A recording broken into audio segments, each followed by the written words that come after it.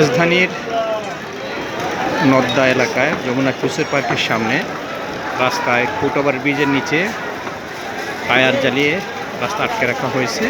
Mobile ব্যবসায়ীরা প্রতিবাদ করছেন।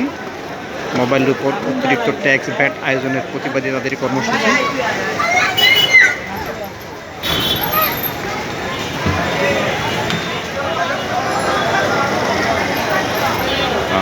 একদিকে কোনো গাড়ি চলছে না, অন্যদিকে গাড়ি আটকা আছে।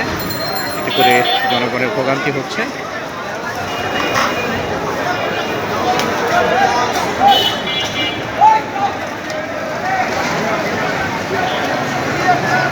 মানুষ পায়ে হেঁটে বাসায় ফিরছেন অফিস শেষে, কর্মজীবীরা।